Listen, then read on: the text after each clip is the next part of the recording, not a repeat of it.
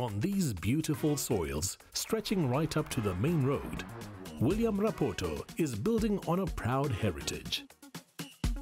His late father Reiki was a groundbreaking farmer who opened up avenues for his son and other upcoming farmers. He really influenced me and he pushed me to join Grain SA, to be part of them. So I met people, great farmers, coordinators. We really had good mentorship at Grain SA. So today I'm proud to be member of Grain SA, proud to be the son of Reiki Rapoto. William brilliantly manages this diverse farming operation with 6 permanent workers, also hiring in extra help when needed. And there's a happy energy as this hard-working farmer leads by example. I'm really addicted to farming, so I cannot go a day without facing the challenge. So I already have a plan for everything in the morning, in the evenings. So I'm really enjoying being a farmer.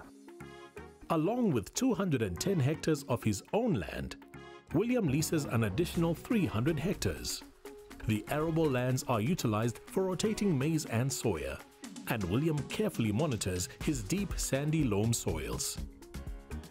At the same time, he's putting his degree in animal science to good use. He recently acquired a Simbra bull and is now set to compare the results with that of his Simmenthaler. He also keeps goats and Ile-de-France sheep, along with Dorpers currently farmed solely for meat production. And if there's something he's learned from his father, it's the value of long-standing relationships.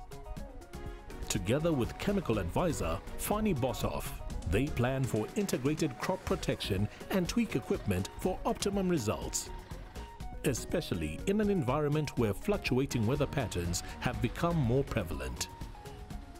Climate change has really changed everything, so you must be able to acclimatize yourself to the environment, to how you want to work. By adapting to change, William manages the operation with an eye on sustainability. And since this is a true family farm, his mother, Wilhelmina, handles the laying hens with the help of an intern who's keen to learn all she can from the Rapotos.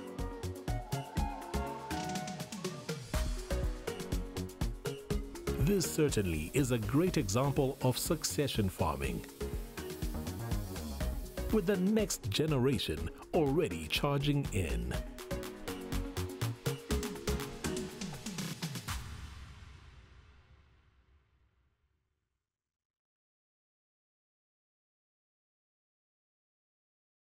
Kom ons kom net 'n bietjie tot orde.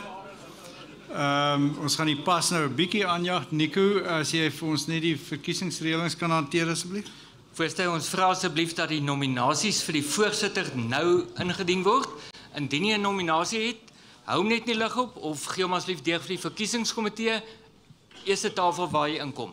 Van die personeel sal kyk of haar briefies in die lig is en sal afval. Die nominasies vir die voorsitter sluit nou.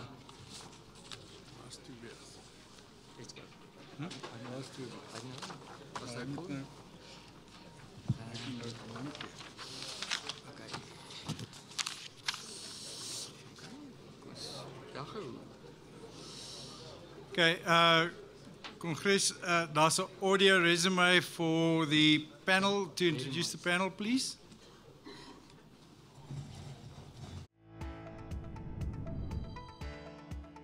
The panel members are David Hughes, Vice President of the International Farm Management Association in Argentina; Kallie Schoeman, Managing Director of Schoeman Boerdery, operating in Mpumalanga and the Northern Cape.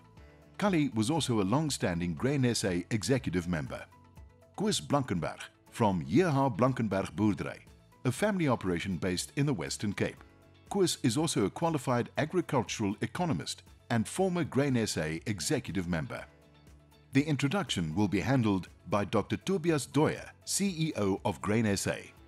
The panel facilitators are Dr. Dirk Strydom, Head of Marketing, Nampo and Research Coordination at Grain SA, and Corne, Louw, Head of Applied Economics and Member Services at Grain SA.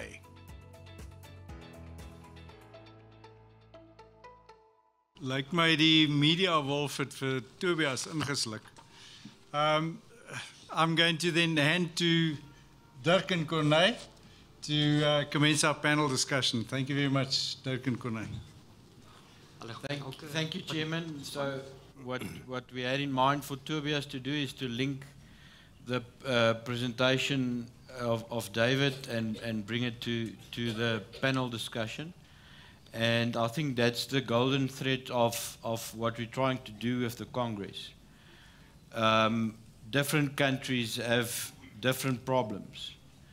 But what needs to be done to keep ourselves on the farm? And the saying that we link to it is what keeps farmers awake at night, and our farmers are problem solvers. And David told us what he's going through in Argentina. He talked about their tax, the export tax, their governments, their elections, etc. We in South Africa is also going through our own storm. We have an election this year. We are going through a dry cycle. So we have our own problems as well. So it's just bringing that linkage to our panel discussion. And we are the five panelists up front here, but we will want also to invite the rest of Congress to see yourself as part of the panel. So please engage. It will be a nice open discussion. So maybe to start off, Koos, to you. We as South Africans have our own problems and similar situations what we saw the Argentinians are facing. How do you handle it on your farm? Corne, thank you very much. Prof. Johan Willems, I saw him this morning. He always talks on the controllables and the non-controllables. So if the non-controllables keeps you awake at night, you have to go and see someone. And if controllables keeps you awake, you have to get up and do something. So if I listen to David this morning, we in South Africa still farm with our own equipment, and we invest a hell of a lot of money into our equipment to do all our work for ourselves. And I think it's vital in our businesses that we must make sure that our equipment is used productive and efficient. Productivity and efficiency in our business must be way up there to get us through the storms. If I can also connect to that, I think the people that works on our farms, the people that they must be part and parcel of our plan, and they must be equipped with the right skills to get our equipment to work very efficient and productive for us. That's just one of the things. Thanks for that, Koos. Yeah, Koos, I think if I can add towards that is if we look at the whole macro environment that we're sitting in, we don't have subsidies. The rest of the world and our competitors has got quite large subsidies. If you just look at America, 50% of their crop income insurance is subsidized. And just think of what that difference can make if we've got something like that in a local environment. Your marketing is better. You know exactly when you can market because your produce is already actually fixed. And just that insurance and that surety it provides creates a whole new effect. But the scenario we're sitting in is we don't have it. So with tight margins, we need to keep efficiencies as high as possible on all spheres. And we know our producers are very good in terms of efficiencies that we've seen. Everyone that's coming to us from outside of the world says, your producers are doing it on a precision basis. They're looking at everything to the point to make sure that there's no losses. But through the value chain, we also need that efficiencies. And through the value chain, we need to make sure that all the efficiencies is there because it's not just at the producers. So, kind of given that, I've got a question. Is you were involved with the citrus industry at large as well, and we get into a space where we can do a lot of from a private sector side, and you can do a lot of things up to a specific point. Then you need to go and sit with the government of the day to say, how do we fix this? Because there's some spaces you can just not play that role. And part of it is infrastructure. And we know the citrus industry did a lot at the harvest to try and make sure that that efficiencies is there better. And we've heard David this morning as well, where he said the politicians, we needed to go and sit with them and explain to them what's going on. So, Kallie, how do you see that macro environment? How do you see it that we can influence up to a point, but then we need to have a specific engagement? And how do we approach that engagement? Thank you, Dirk. The problem is my English vocabulary only consists of about 230 words. So ek gaan uit Brits uit hardloop. Kallie is voor myne. Myne was het how much too much and discount. Nou, so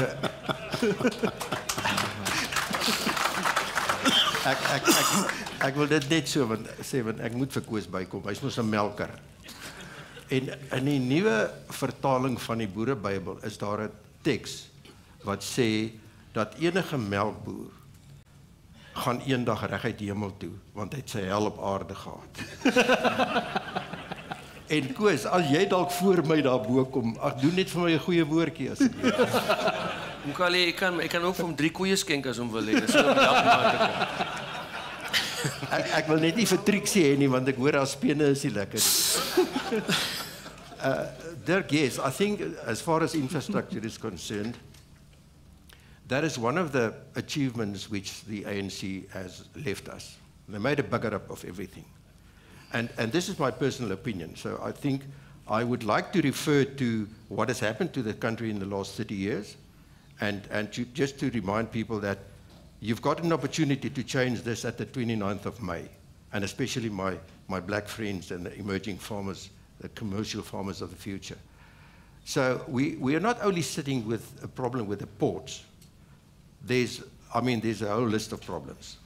Thank you, Praveen. Go done. So what we realized is we can only solve the problem at the ports from an industry side. So fortunately, we are organized in the Citrus Growers Association, and we pay a voluntary, a statutory levy of 146 cents a carton. So we've got the money. And the next step was to appoint people who are dedicated to work with government. So Mitchell Brooks was appointed with his team to drink the 50 cups of coffee that you do with your conference, your Senate, So that's where it all starts, is to have that relationship and to know the people so that we can communicate with them, because they don't know anything about transport. As you said, they don't know anything, politicians don't know anything about agriculture. So that's the first step. So it must be done on an industry basis.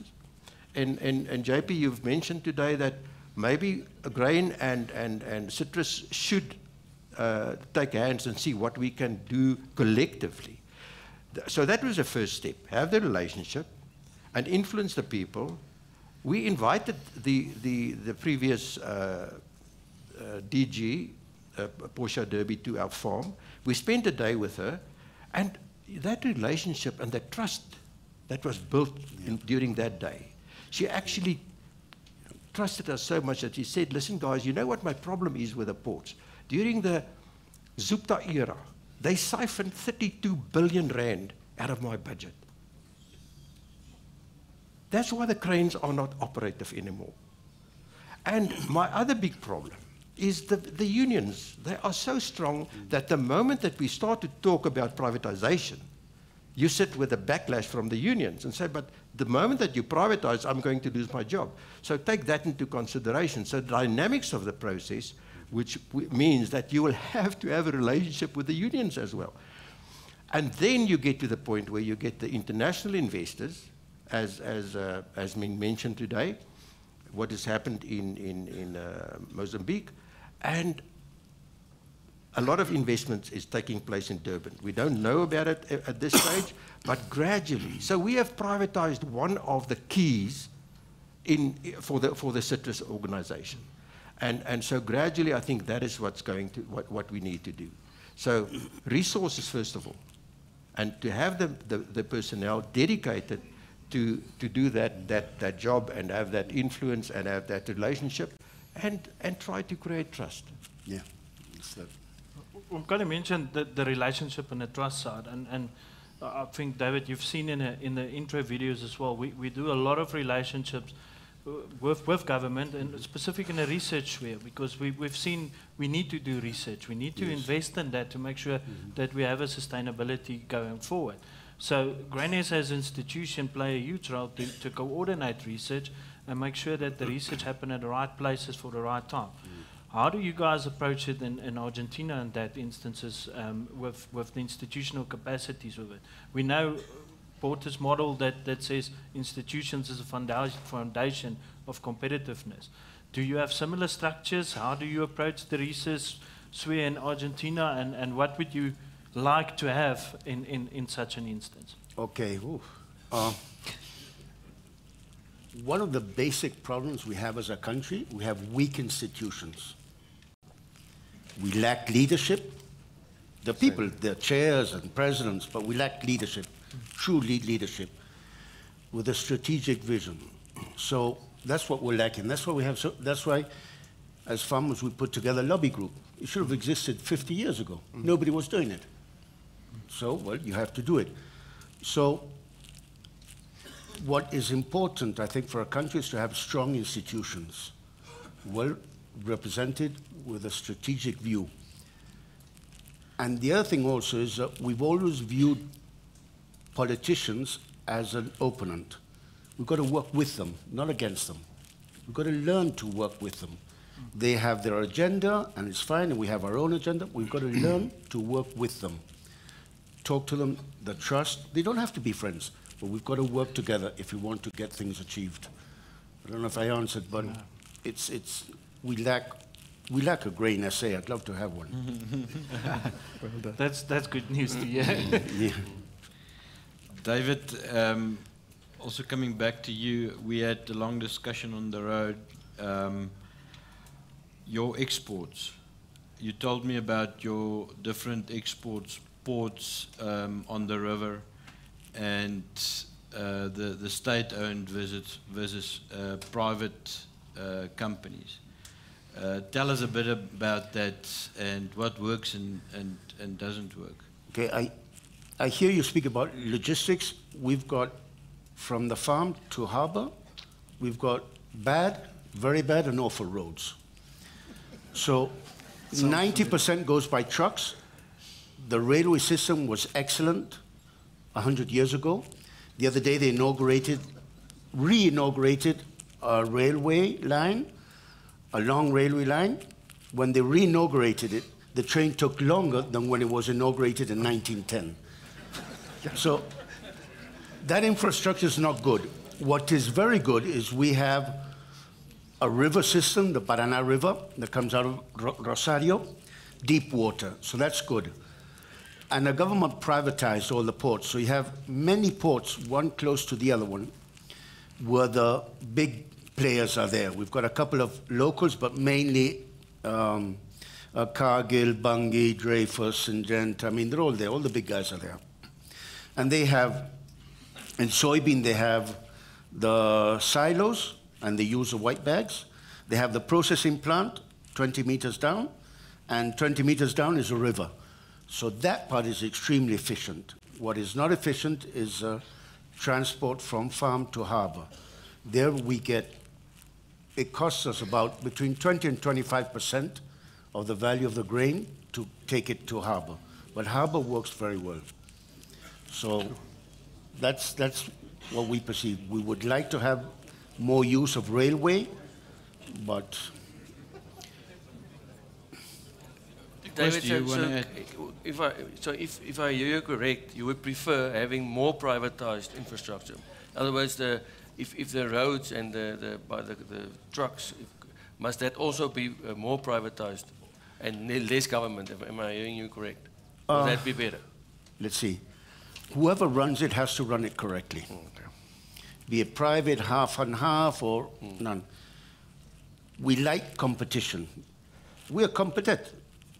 Farming is one of the most competitive businesses because you compete against the rest of the world. people with subsidies, without subsidies, different climates, better logistics. So we like that. For example, the railway I was telling you about, you know who runs it? The Truckers Union. Guys, come on, you know. Yeah. So it's private. Yes, it's private. But Yeah. yes, okay.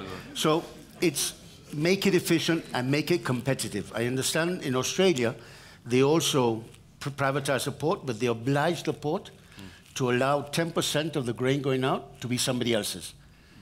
What's the trouble? I'm not that size, but if I were to want to export grain, I can't. I don't have a port. So, you know, you've got to do things so they're very competitive and they're good for everybody.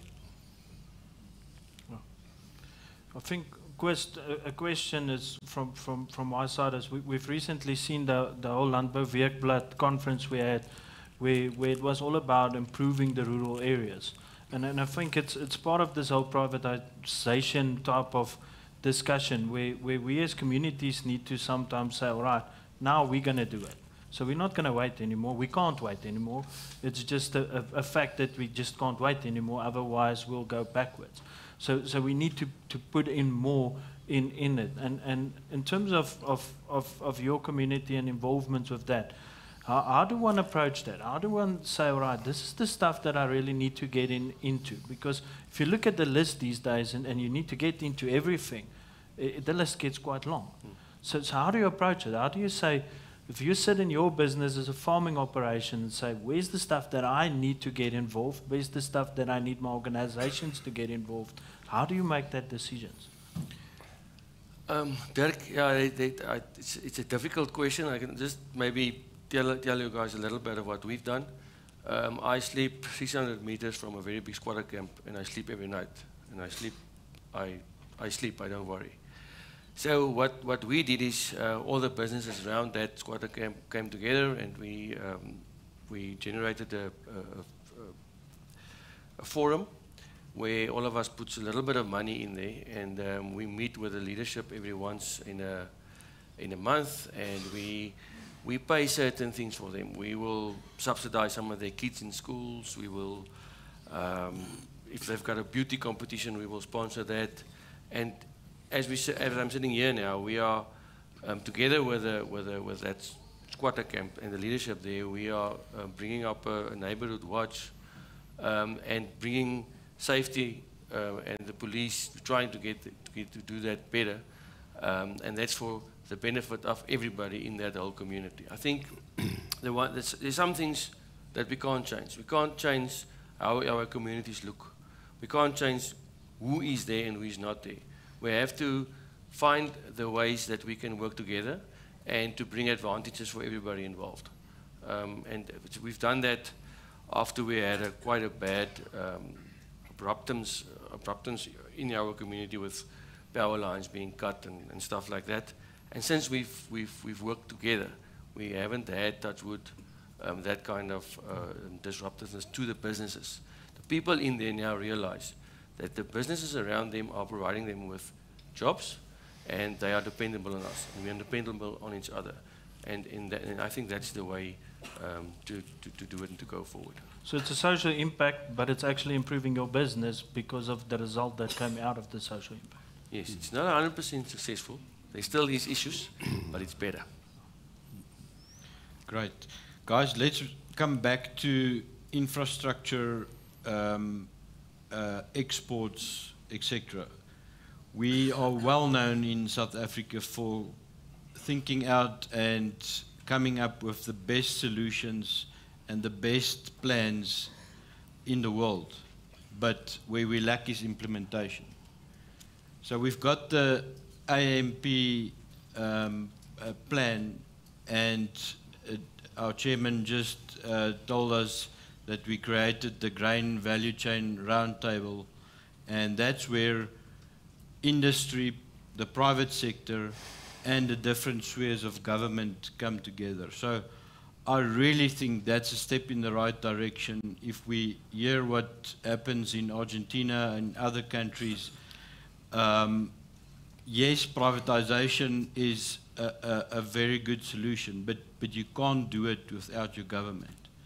So we are thinking of the PPPs, the public-private partnerships, and for me, I think that's one thing which needs to be on Grain SA's table for 2024 to start implementing. We've got this great plans, everything that we've been discussing today, even the motions that were brought to Congress. All of that's written in that plan already. Deepening the harbour, the logistics within the harbour. Everything is written in there. It's now about getting together all the role players that's needed from private sector and the government departments to start implementing. Are you asking a question? I'm making a statement, but I would like us to discuss this, and I would also like to get the rest of Congress to also participate in this discussion as well, because I think that's one of the tools we have as private sector to get this country forward. I wish I could tell the President today, if we only fix 3 things, that our economy would have actually grown by more than 5%. Yeah.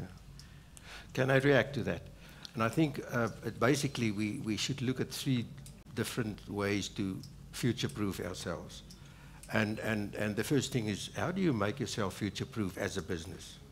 That's the one discussion. The second one is, how do you make yourself government-proof?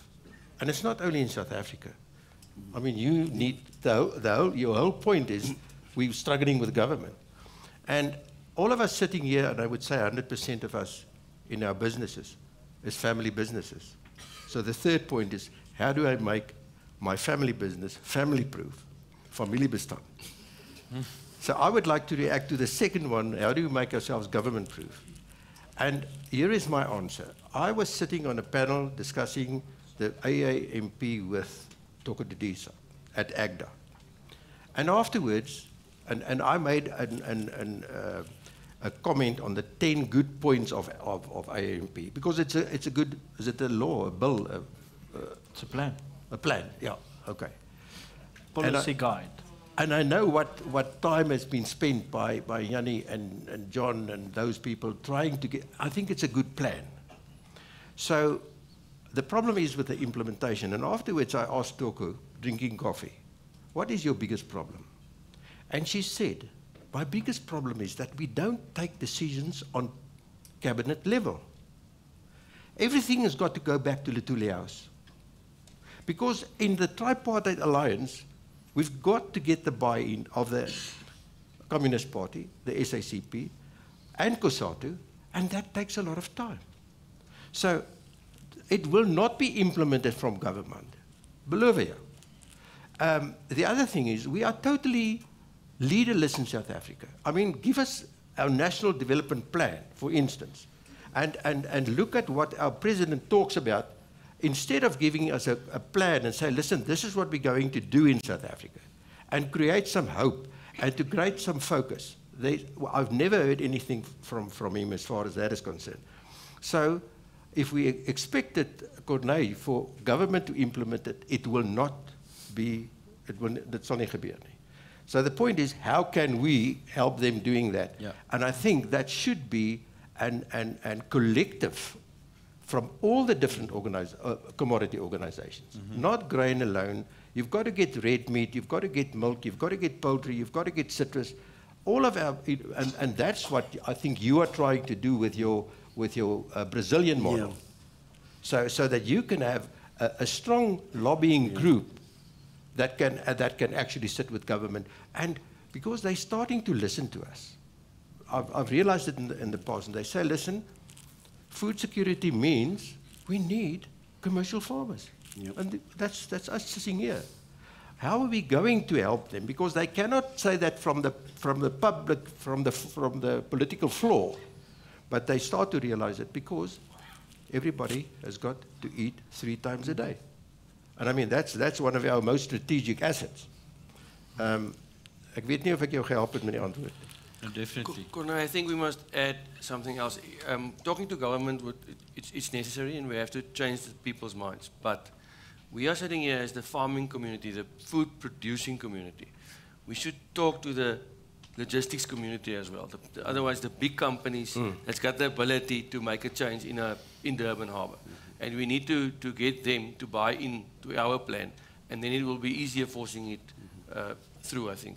Because in life, it's better to work with someone that is thinking the same than you are, and then wants the same end result as the one that does not want the same end result that you want. Ja, ek gaan vra Kongres dat as daar iemand is wat 'n vraag graag wil vra, dan kan julle julleself so lank regmaak om 'n goeie Engelse vraag te vra. Kan julle nou een van die mics toe beweeg? Maar terwyl julle dit doen, gaan ek twee goed vra. Ek gaan dit so 'n bietjie plaas toe bring vir ons. And I'm going to bring it back to farm level quickly and ask for the free producers. I think a lot of the producers ask me in the break, please ask this question. We're currently in a drought scenario. We're sitting in it. We've talked of all of this stuff we don't have yet. How do I survive this cycle? Because it's all about cycles. How do I get through this cycle? And what would be your quick advice in terms of this cycle? And then before we get some input from Congress, I'm going to ask Tobias if you want to add a summary or a bit of an addition to it as well. So I'm going to ask the three gentlemen to give us a bit of a guide, and then Tobias, if you can do a summary, and then we'll go to Congress. Kallie? Moet ek begin? Kallie kan begin. First of all, I would like to see your financial statements. Die somme, en dit wat op die papier staan, gaan vir my sê hoe goed gaan met jou besigheid. So first of all, you've got your income, and now can your income, I mean the only calculations that the farmer can make is deductions. Good. Al somme wat ons kan maak is aftreksomme. So jy het jou budget ingesit en jy het gesê ek gaan 8 ton oes en nou is dit net die helfte. So the top line will be influenced this year. The rest is your expenditures. This all your uitgawes. Now, you can only cut your expenditures to a certain point. Jy kan jouself nie uit die moeilikheid uitspaar nie. Is dit waar? You can get to a certain point, and then there's nothing more that you can do. And then you get to the bottom line. And I think what is important is that if you focus on the top line, there are 3 things that's important. The first thing is production, and we can control it under normal situations. So that's where you need technology, and you need seed, and you need digitalization, etc., etc. The second thing, which is influence your top line, is prices. And we are sitting in a negative price cycle. There are maize, soybeans, wheat, everything is overproduced. So we're going to wait for some sort of El Nino in the northern hemisphere, or even in your place, because you are producing the surplus soybeans, you bliksem.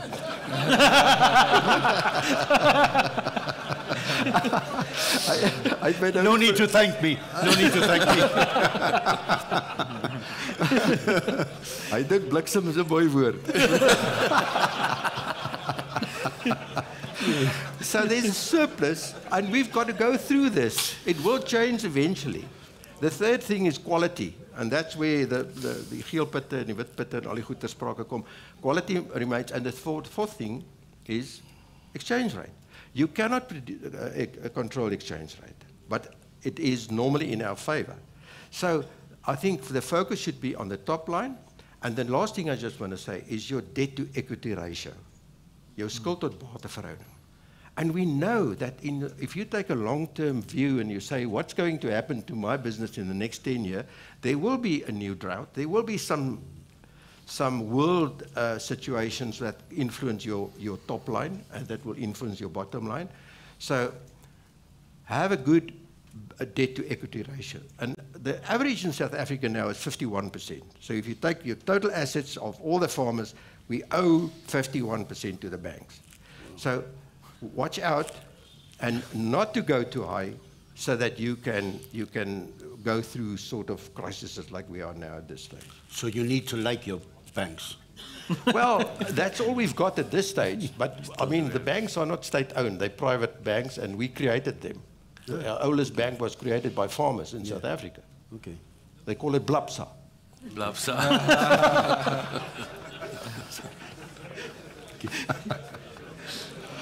David, your advice?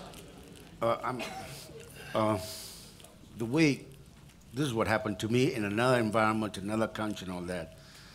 But I try to explain it a bit. You know, what we try to do is be able to keep on participating. And I want to keep on in the same. So basically it's what you were saying, but we don't work much with banks.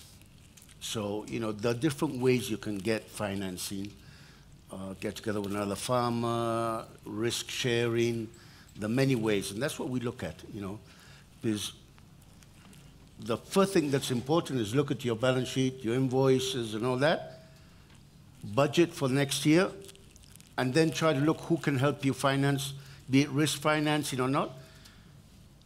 In 2008, we lost 20% of our operating capital. It took us 3 years to get back. But you get back, because farmers are strong, we're resilient. But white hair. But you do it, and you find, and you know, input companies, banks, your own money, you bring in somebody sharing the risk. There are ways. You've got to sit down and think ways out and speak to other farmers and try to find your way out. But it's not the end of the world, guys. I mean, you're strong enough. Mm-hmm. Oh, thanks. David, you've got white hair, I got no hair. It was bad. But I'm 25.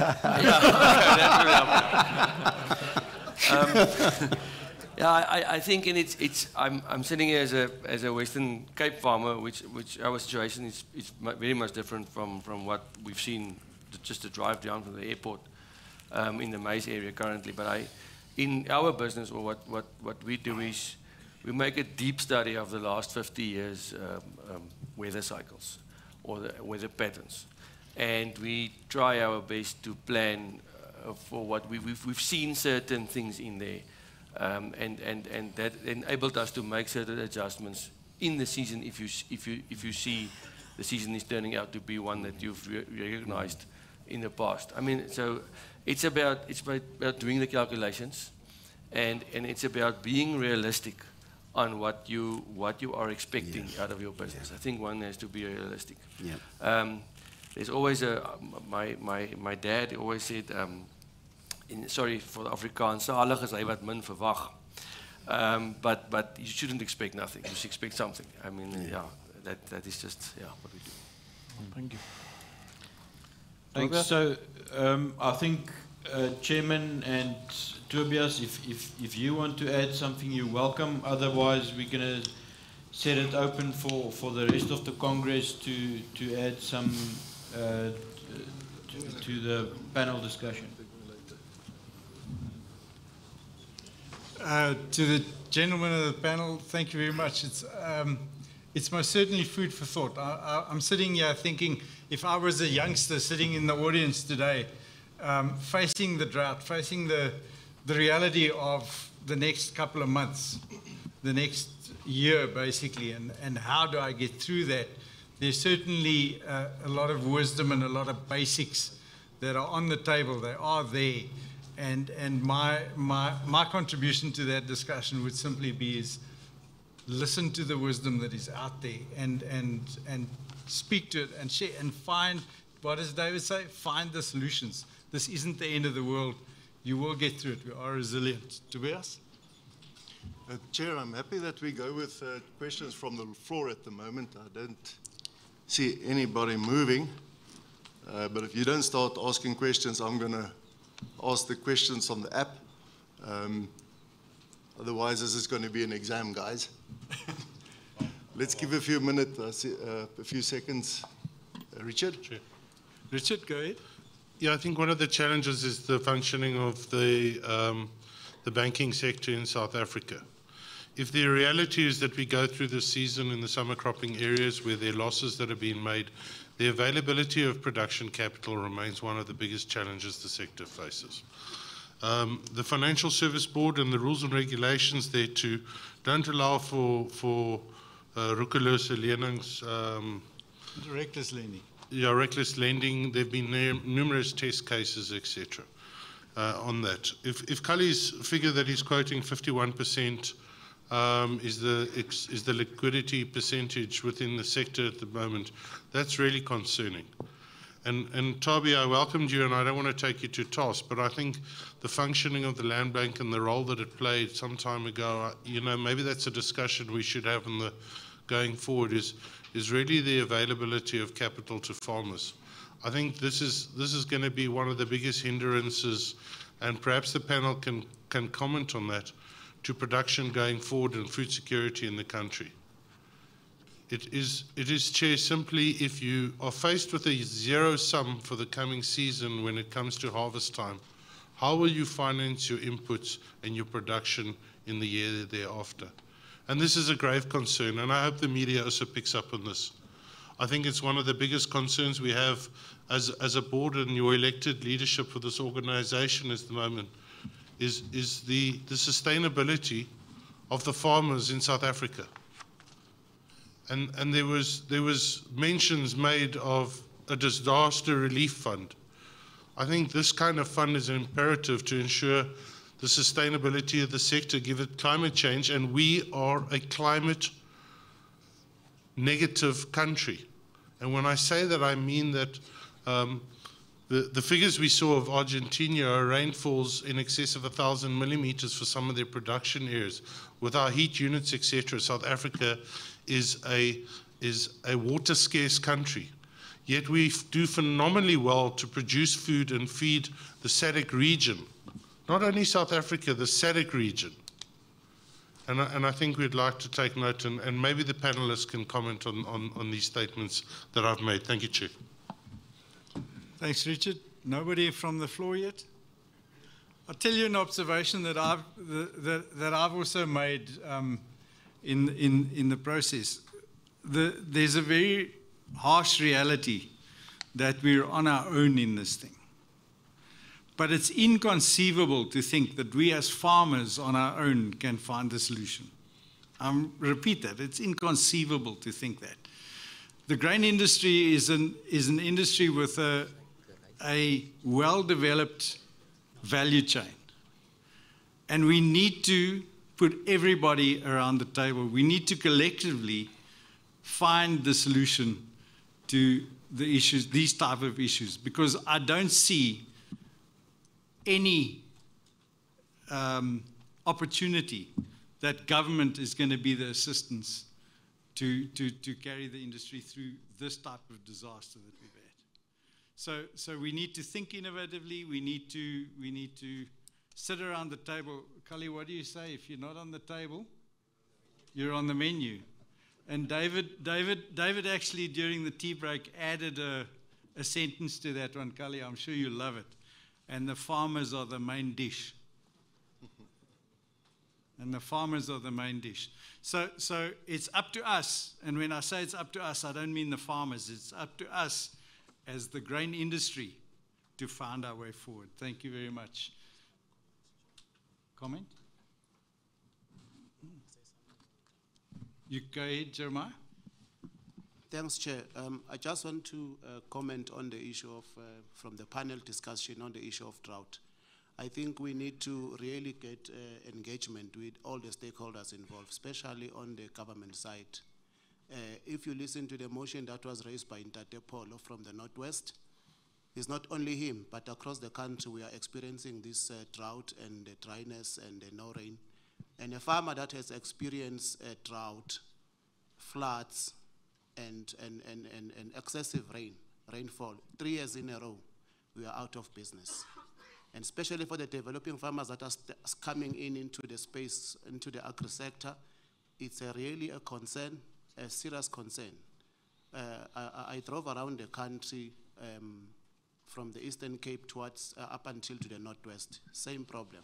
Serious concern, developing farmers will be out of business, as what the motion has been raised today. So this is a really serious concern, not only for developing farmers, but all the farmers across the board. If we're experiencing this and you don't have profitability and sustainability in the business, it's really a concern for us. Thanks, Chair. Thank you, Jeremiah. I want to wrap this up now, Dirk, and hand it back to the panel. for perhaps a last word of encouragement to our farmers to take home.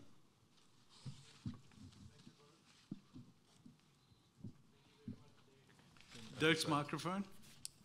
Hello. There you go. Thank you very much, Chair.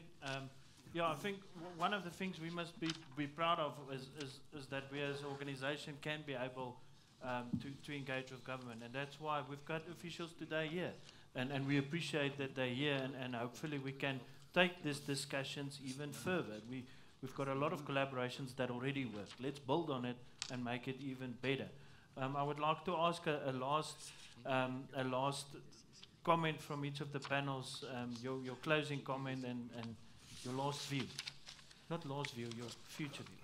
Okay, my future, hallo, kan jy my hoor? Het ek ligtyd? Ja. Goed, dankie. I think my future will be determined by partnerships and partnering with the right people. And I've got a partner that really looks after all the critical success factors in the whole value chain, and that are focused on the right issues with dedicated personnel and with loyal personnel. And that partner is Grain SA. Thank you very much, Grain SA.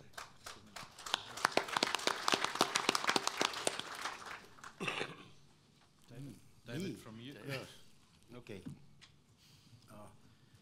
What keeps me awake is government policy. We have no government policy. So that's something we try to work on. You know, the rest, whether I can't manage, I try to. The rest. But what I have learned is working with other farmers, you learn a lot and fast. So these sort of meetings and what Grain does and that, we don't have something like this, but I have various peer groups. And those are very good when things are bad, because you can go back and discuss with them and try to find a way around. And other farmers are usually very helpful. So yes, you go through bad times, then good times and bad times. But if you can learn from other farmers and work together, it's a very good learning experience and it'll help you further down the road. Farming is needed.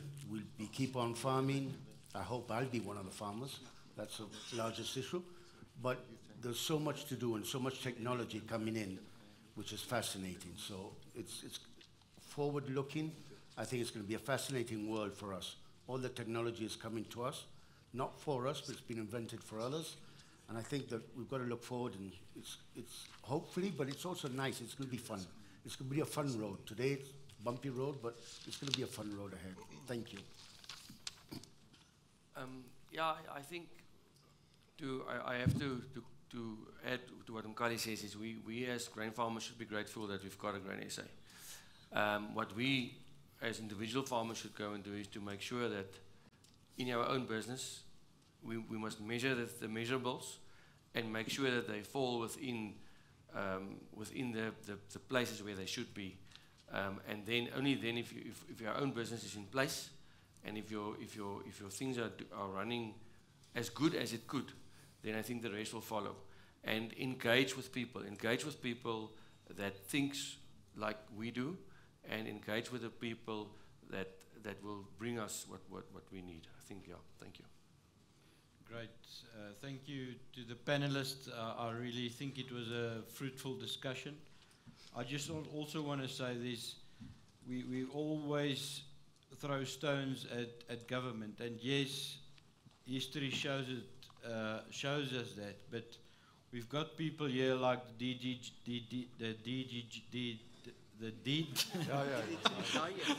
DDG of agriculture. That was quite a tongue twister. Mr. Sarachi, and I know he's committed. He listens and he definitely tries to help us. I know Jonathan Matsunga, the Registrar of Act 36, that registers our agrochemicals, is also here, and that shows their commitment. So I really want to thank you, the panelists, for your contribution. I think it was fruitful, and it fits in well with our theme of our Congress. Thank you so much. Thank you. Okay. Please give our panelists a lovely round there again. Andre, if you can give us a slide there, our latest results. Kallie and Koos and David, you guys are supposed to come past here. I was going to give you a gift. Call them back. Hierdie kant toe. David, thank you very much for exemplifying perseverance and resilience and agility and fearlessness, innovation, and that in the face of incredible odds. Thanks for joining us. Thank you. Thank you very much. It's an honor and a pleasure to be here. Thank you.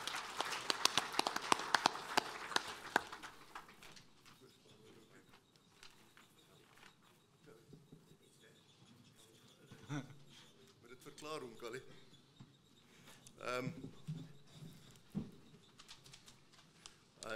Nico phoned me and told me I must have lunch with David on Sunday afternoon. I told David, no man, I've got an appointment, well, I've agreed with the family that we're going to visit on the farm.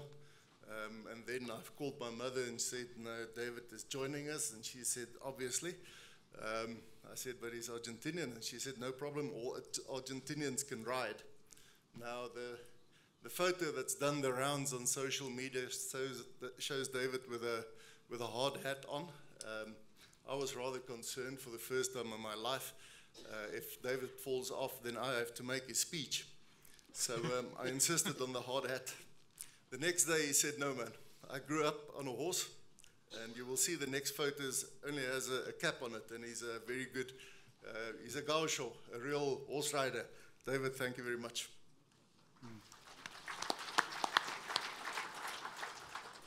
Andre, is that, there we go. What are the most important things? Kallie and Koos alluded to that, that I think we're going into a new era. The elections are coming up. We'll see how that all plays up, but it seems that most commentators think that we're going to have a coalition government going forward. We're already seeing that in certain places, local government and the like.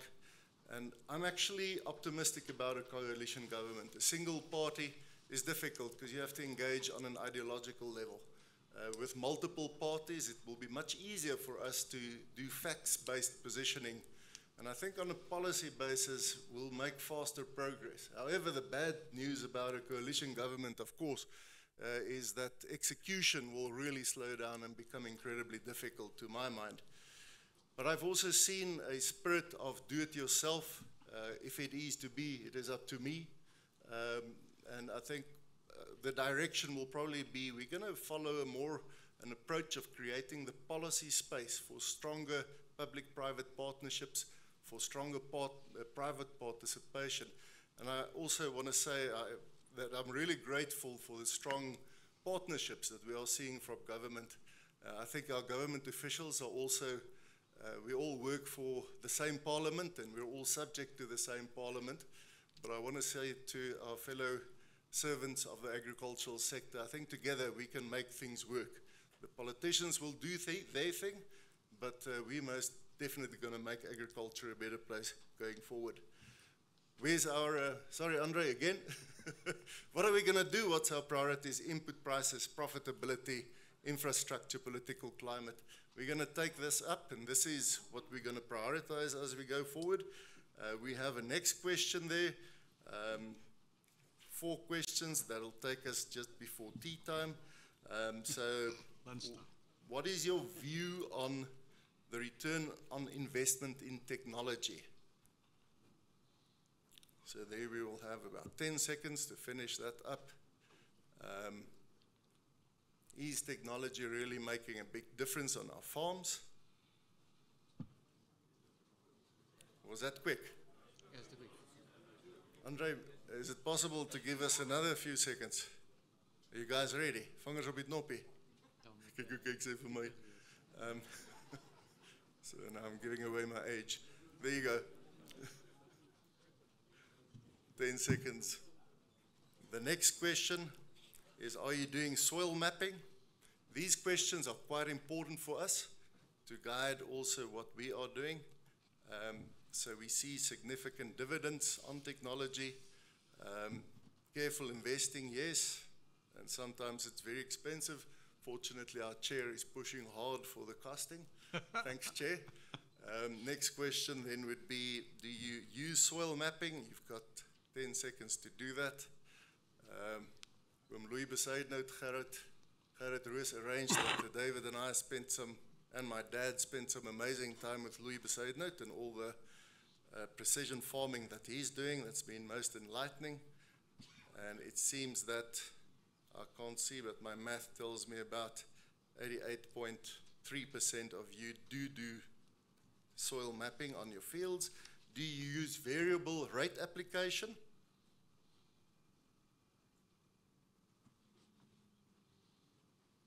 For soil correction, do you use variable rate application for soil correction?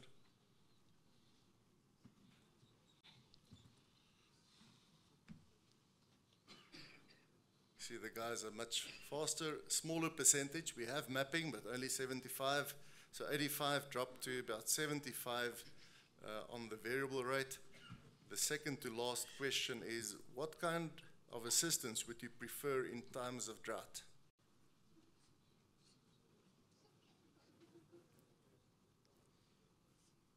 This is also for our government partners. Hopeful.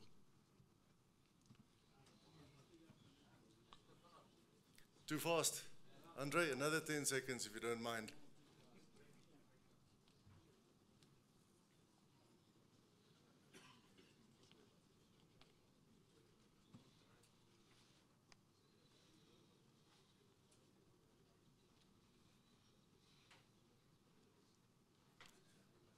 Thank you kindly. That's most interesting. The crop insurance, subsidies on interest, and extended payment terms for inputs. Now, a head scratcher. What percentage of subsidy do you think we should get for crop insurance? What percentage? What's the minimum percentage subsidy do you need to make crop insurance viable on your farm? Thank you, Chair. Are you ready? Thank you very much. Thank you very much, Tobias. Thank you, Congress. Again, as Tobias said, important information for us to gather. It helps us to streamline and focus our approach to reaching solutions. I'm going to hand over to Nico now to make an announcement and arrangements for us to then go and enjoy lunch. Nico? Before lunch? Oh, we have one audio visual presentation before we break for lunch. Nico? Voorzitter, baie dankie aan die verkiesingskomitee. Ons het een geldige nominasie ontvang vir die ampt van voorsitter van Gran SA. Dirk Matthews, baie geluk.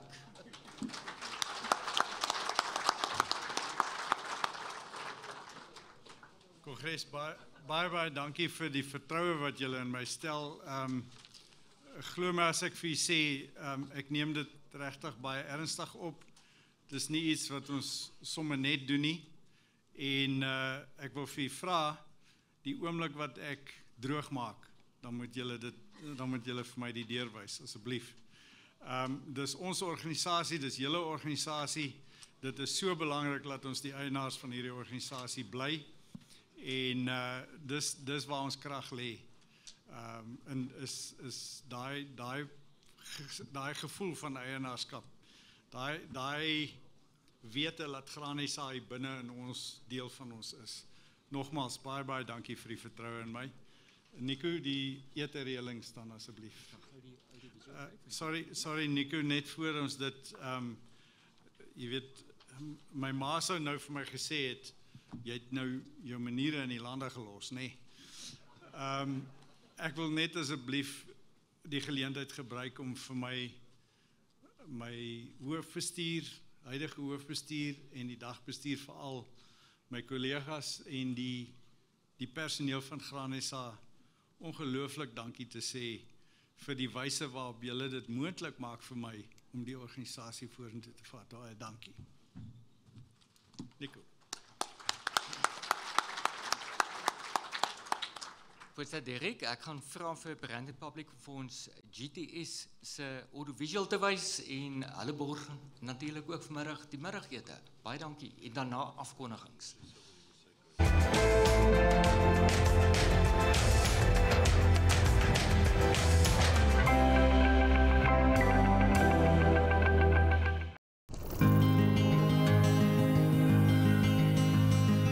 Feeding the world. This is the mission of farmer. Keep the pillar that supports a nation solid, through the love for the fields and the power of the fertile land. Overcome the daily challenge that agriculture holds.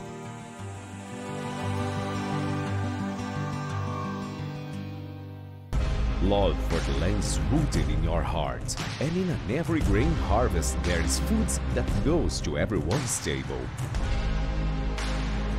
A global reference in harvesting, DTS aluminum headers have been gaining respect from the global market. Chooses the best agricultural machinery industry in Brazil, stands out for the quality and high performance present in the entire product portfolio.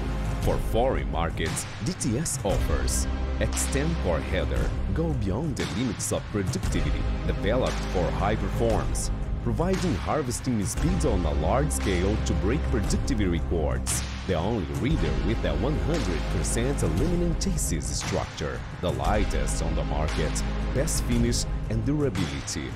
Independent adjustments of auger and raw unit speeds by simply changing gears. True universal coupling system, flexor draper heads, unequaled ground falling, combining with the best fit in the market. Designed to balance weight and maximize performance in combination with aluminum framing. Our models range from 25 to 62 feet. Low grain loss rates. Flip over wheels 360 degrees rotation allows best feeding to your combine. Tyler high-speed disc. Shred and incorporate the straws leveling the ground, improving soil health and speed, agility and efficiency. Reduces erosion rates by maintaining the straw. Leveling soil surface and straw management. 3-in-1. Shred, incorporates and levels. DTS employees play a fundamental role in the story. Through your work and effort, we transform innovative ideas into high-performance products for agriculture. DTS dealers have the mission to masterfully serve all agricultural heroes. Farmers who spare no effort in sowing dreams and foods that know rice bodies and souls all over the world. And with you, farmer, DTS is committed to delivering high-performance solutions so that you remain strong in this joint mission to feed the world. DTS, excellence in customer service. Thank you very much, GTS, and thank you very much for the lunch that you've sponsored for us. Nico. Chairperson Dirk, thank you very much. I want to share one piece of info about David. He's farming with bonsmaras on buffelgras. How's that? Yeah. Voorzitter, ons breek vir ete. Dit is op die stadium so 20:01. Kom ons probeer so 2 uur terug wees. Voordat ons uit mekaar uitgaan, ook 'n bietjie verkiesing, Koos 'n bietjie praat met mekaar. Ek gaan net na middagete vir u vra vir die nominasie van die voorsitter wat tweede verkies word. So, dink 'n bietjie en dan net na ete gaan ons die nominasies indien. Voorsitter, die middagete werk so. Vir die voorsitter, visievoorsitter, CEO en paneellede, asseblief in die auditorium, jy het weer werksessie met die media, natuurlik ook al die ander personeel daarbey betrokke, Corne, Dirk, julle is almal welkom. Dan, middagete, die deure hier agter gaan oopgaan, jy is welkom, jy gaan 'n pizza daar kry, al die pad van Botawil af. Geniet hom, en dan probeer ons so teen 2 uur terug wees. Dan het ek 'n nota hier van die spyseniers, vir die van u wat net vegetariërs is, daar's 'n paar veggie pizzas ook, so probeer hulle en vertel vir ons na die tyd, hoe was dit? Voorzitter, ek gaan dan vra vir Jeremiah to say grace before we go. Jeremiah? Thanks, Jeremiah. Can we bow our head? Father, we thank you for this gathering this morning, for all the contribution that we have received and the blessing that you have done for us. We thank you, Lord. Bless the food that we are about to receive. In Jesus' name, amen.